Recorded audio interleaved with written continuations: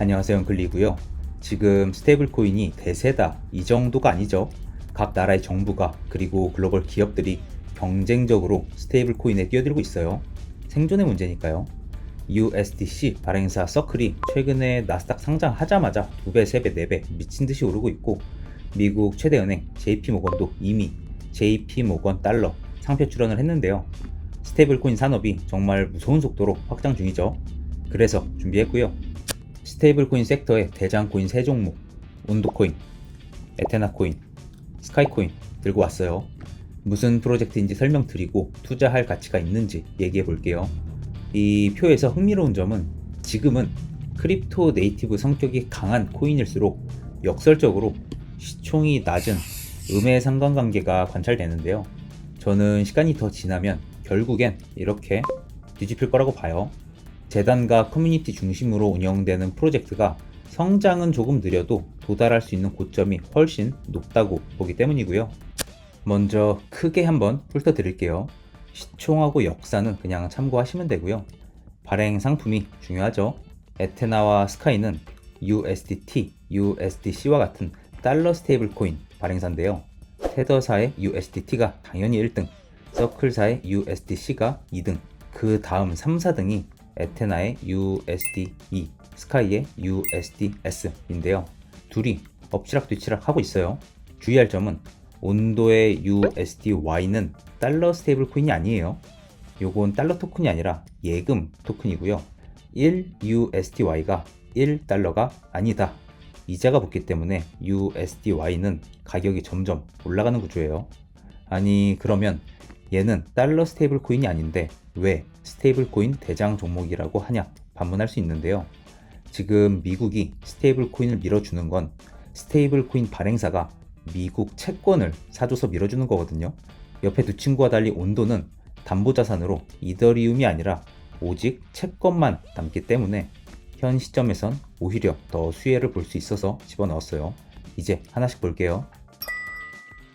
첫 번째 코인, 세상의 모든 자산을 블록체인 네트워크 상의 토큰으로 만들어 버리겠다. 실물 자산 토큰화 서비스를 제공하는 온도 파이낸스 볼게요. 온도 파이낸스는 21년도에 낯선 올맨이란 이 형님이 만들었고요. 좀 심슨 캐릭터처럼 생겼는데 이래 보여도 무려 골드만삭스 디지털 자산팀 출신이고요. 그래서 온도 파이낸스 팀원 주축이 대부분 골드만 출신들이에요. 이 훌륭한 분들이 모여서 뭘 만들었냐? 자산 토큰화 종합 서비스를 제공하는 플랫폼을 만들었는데요. 테슬라 주식을 예로 들어볼게요. 오프체인 자산인 테슬라 주식을 갖고 오면 온도가 이걸 온체인 자산인 테슬라 주식 토큰으로 만들어 주는 건데요. 테슬라 주식을 담보로 잡고 이더리움이나 솔라나 블록체인 상에서 테슬라 주식 토큰 온 테슬라 토큰을 찍어내는 거죠. 사실 이게 별게 아니라 실물 자산을 담보로 잡고 토큰을 찍어내는 구조다 보니 이론적으로는 세상의 모든 자산을 다 토큰할 수 있죠. 거래소에서 거래되는 주식, 채권, 펀드, 그리고 부동산까지도 전부 토큰화가 가능한데요. 여기서 온도의 강점은 규제 준수예요. 코인 관련해서 제대로 된 법도 없는 현 시점에서 이미 전통시장의 메이저 플레이어들과 규제 기관들을 꽤 차서 플랫폼을 만들고 기관 매출을 올리고 있다는 점, 이 자체가 대단한 건데요. 온도 공식 사이트고요. 운용, 수탁, 감사, 컴플라이언스까지 개인이 아니라 기관 자금이 접근할 수 있는 라인을 다 갖춰놨고요. 이렇게 세팅을 다 해놔서 자신만만하게 우리는 웹2와 웹3를 연결하는 전통 자산시장과 디지털 자산시장을 연결하는 종합 플랫폼, 거대한 허브가 될 거라고 외치고 있는데요. 여기까진 온도 스스로가 외치는 비전이고요. 다소 아쉽지만 현 시점에서 그나마 매출이 되는 건 짤탱이 금리 상품밖에 없어요.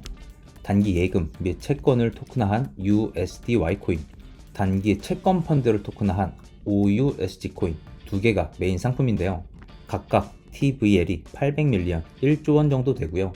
여기서 재밌는 점은 OUSG를 보면요. 같은 단기 금리 상품인데 금리가 20bp나 더 낮죠. 이건 펀드를 토큰화해서 그런 건데요. 펀드는 자산 운용사가 만들고 운용하잖아요. 자산 운용사가 받아가는 피가 비용으로 빠져서 수익률이 더 낮은 거예요. 여기서 느낌이 오죠? 그래서 블랙럭이 온도를 밀어주는 거예요. 자기들이 만든 채권 펀드를 온도가 사주니까요. 이런 구조인데요. 온도는 블랙록의 채권 펀드 비드를 사주고요. 그 펀드를 토큰화한 OUSG를 트럼프 일가의 리버티 파이낸스에 파는 거예요. 돈의 흐름은 반대로 가겠죠. 결국에 트럼프 일가가 블랙록의 상품을 사주는 건데요. 온도는 이 사이에서 일종의 비어클, 중개업자 역할을 하는 거죠. 이런 식으로 기관들을 매칭해 주는 게 현재 온도의 메인 비즈니스인데요. 그래서 사실 온도를 크립토 프로젝트라고 하기에 참 애매한 부분이 많아요. 중장기적으로 봐도 지금과 같은 기관 영업 중심의 사업 모델이 커뮤니티나 재단, 거버넌스 기반으로 운영되기 힘들어 보이거든요. 하지만 그럼에도 불구하고 온도는 시총이 지금 엄청 높죠. TVL 대비해서 시장에서 엄청 높은 밸류를 받고 있는데요.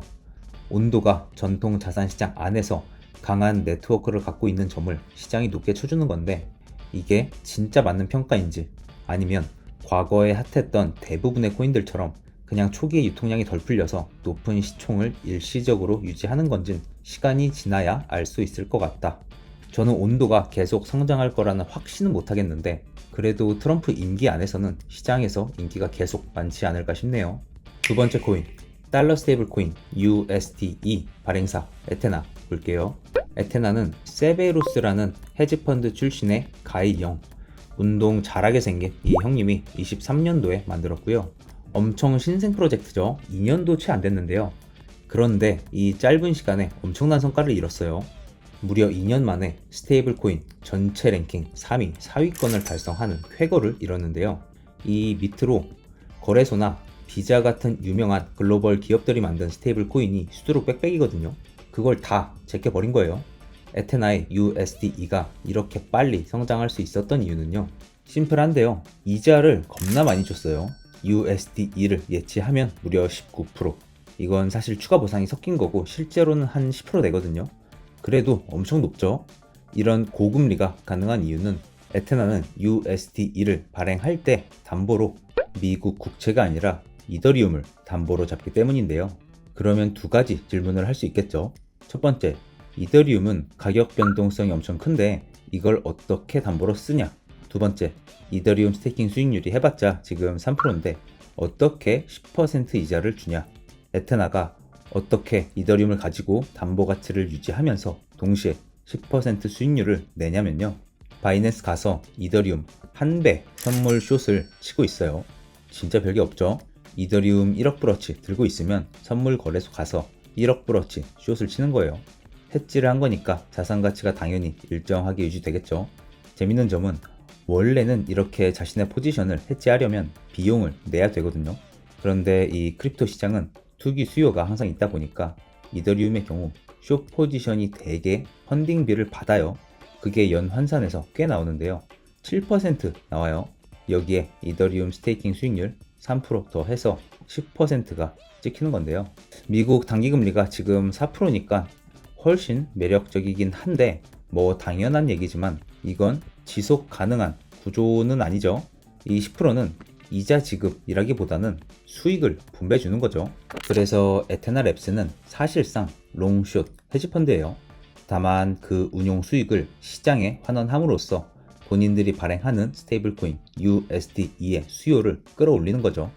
따라서 에테나의 USDE는 USDT와 USDC와 달리 그냥 달러라고 생각하면 큰일 난다. 담보 가치를 유지하기 위해 파생 상품을 이용하잖아요. 포지션을 잡은 거래소가 망할 수도 있고 해킹당할 수도 있고 크립토 시장에 큰 사건이 터지면 이더리움이 극단적으로 출렁이면서 포지션이 청산 날 수도 있죠. 실제로 몇 달 전에 바이비트가 수조 원대 해킹을 당했을 때 에테나가 우리는 피해 없다, 잘 대처했다 이런 뉴스가 나왔는데요. 해명을 해야 되는 것 자체가 웃긴 거예요. 원래는 바이비트가 해킹이 아니라 땅이 꺼져서 없어져도 당연히 아무 문제가 없어야 돼요. 이런 이벤트에 해명을 해야 되는 것 자체가 결코 USDE는 안전한 스테이블 코인이라고 보기는 힘든 거죠. 물론 레버리지를 쓴 것도 아니고 관리를 잘 해서 별탈 없이 10년, 20년 장수할 수도 있지만요. 뭐가 됐건 USDE의 높은 금리는 홀더들이 잠재적인 운영 리스크, 시스템 리스크, 카운터파티 리스크 등등등을 다 떠안고 받아가는 금리란 건 알고 있어야 한다. 세 번째 코인, 달러 스테이블 코인 USDS 발행사 스카이 프로토콜 볼게요. 제가 개인적으로 정말 좋아하고 높게 평가하는 프로젝트고요. 할 말이 많은데 이번 영상에선 간단히 포인트만 짚을게요. 스카이는 룬 크리스텐센, 인터스텔라의 크리스토퍼 놀란 감독 닮지 않았나요? 이 형님이 14년도에 설립했고요. 20대 초반에 조그만 인터넷 회사 운영하다가 비트코인에 빠졌다고 해요. 열심히 사 모았는데 마운트 곡스 거래소 해킹 사태의 피해자가 되는 바람에 모은 비트코인을 다 날리고, 그게 계기가 돼서 오히려 본격적으로 코인 업계로 뛰어들어서 프로젝트를 만들었는데요. 14년도에 달러 스테이블 코인 다이를 발행하는 메이커다오를 만들었어요. 메이커다오 코인이 업비트에 상장되어 있었는데 BTC 마켓에만 있어서 모르시는 분들도 많은 것 같아요. 거의 테더와 비슷한 시기에 탄생한 엄청 오래된 오지 프로젝트고요. 메이커다오는 다중담보긴 한데 주로 이더리움을 담보로 받고 다이를 발행해주고요. 하지만 에테나처럼 선물 숏은 안 치고요. 애초에 150% 초과 담보로 발행을 해요. 그러니까 이더리움을 150억 원어치 들고 가면 다이를 150억 원어치 발행해주는 게 아니라요, 한 100억 원어치만 발행을 해줘요. LTV 70% 정도로 대출을 해주는 거니까 이더리움 가격이 한 30% 선에서 움직이면 문제가 없겠죠. 그런데 만약에 담보 자산인 이더리움 가격이 30% 이상으로 빠지면 어떻게 되냐? 그러면 풀이 하나씩 청산이 돼요. 그런데 그 정도 사건이 일어나도 초과 담보 부분이 있으니까 대처할 여유가 있죠. 다이를 좀 갚거나 담보를 더 채워넣거나 하면 돼서 문제가 없다. 11년간 이 시장에서 살아남아서 성장한 역사가 다이의 안정성을 보여주는데요. 문제는 안정적인 거 다 좋은데 경쟁자들이 너무 공격적으로 빠르게 치고 가니까 작년, 재작년부터 파운더의 제안으로 프로젝트에 큰 변화가 생겼는데요. 리브랜딩을 했어요. 메이커다오란 이름을 버리고 스카이로 프로젝트 이름을 바꿨고요. 스테이블 코인 다이도 USDS로 이름을 바꿨는데요. 사실 이름 바꾼 게 중요한 게 아니라 큰 이정표가 될 만한 업그레이드를 많이 했는데요. 이 이름을 바꾼 게 논란이 많았어요. 왜냐하면 메이커다오와 다이라는 이름은 이 코인 시장에서 정말 몇 안 되는 비트코인, 이더리움처럼 브랜드 가치가 있는 네임이었거든요. 이걸 버린다는 게 사실 아깝죠. 그래서 커뮤니티에서 개명하는 거 반대가 많았는데요. 그럼에도 바꾼 이유는 USDT, USDC, 달러 스테이블 코인이 이제 다 USD 머시기 이렇게 이름이 붙잖아요. 그런데 혼자 다이니까 대중들이 우리 코인을 스테이블 코인으로 인식하기 힘들다. 우리도 이름을 비슷하게 바꿔야 한다는 의견이었는데요. 저는 동의해요. 아깝긴 한데 코인 시장이 이제 제도권으로 편입되는 시점에서 접근성을 높이는 게 무엇보다 중요하니까요. 그리고 재밌는 게 메이커다오, 스카이는 미래의 디지털 중앙은행이 되기 위해 레이어 1을 준비 중인데요. 그런데 코드를 이더리움이 아니라 솔라나 기반으로 포크할 거라고 말해서 부테린이 겁나 삐졌어요. 이더리움 파운더 부테린이 빡쳐서 들고 있는 메이커다오 코인을 다 팔아버린 일화가 있다. 썰 하나 풀면서 설명 마치고요. 여기까지 해서 스테이블 코인 관련 대장 종목 3개, 온도, 에테나, 스카이코인 설명드렸고요. 한마디 더 하면 좋아 보이는 코인을 돈 주고 사는 것도 좋은데 이제는 시대가 바뀌어서 파밍도 좀 해야 돼요. 에테나 코인을 예로 들면 이 에테나 코인을 매매해서 사고 팔아서 재미 본 사람은 별로 없어요. 에테나 코인 파밍 작업을 미리 해둔 사람들이 에테나 코인을 잔뜩 에어드랍 받아서 돈을 진짜 많이 벌었거든요. 코인 시장에서 돈 버는 구조가 좀 바뀐 거죠. 저는 올해는 딱 하나만 파밍하고 있어요. 백팩 거래소에 백팩 코인만 째려보고 있고요. 거래해서 이렇게 포인트를 쌓으면 나중에 이 포인트로 코인을 줄 텐데요. 영상 댓글에 링크 달아놨으니까요. 가서 가입하고 선물 매매로 거래량 쌓으면 돼요. 이제 백팩 거래소가 업비트랑 연동이 돼서 솔라나 다이렉트로 전송할 수 있다. 여기까지 엉클리였고요. 다소 긴 영상 시청해주셔서 감사드리고요. 구독, 좋아요, 댓글도 부탁드리고요. 다음 영상에서 뵐게요.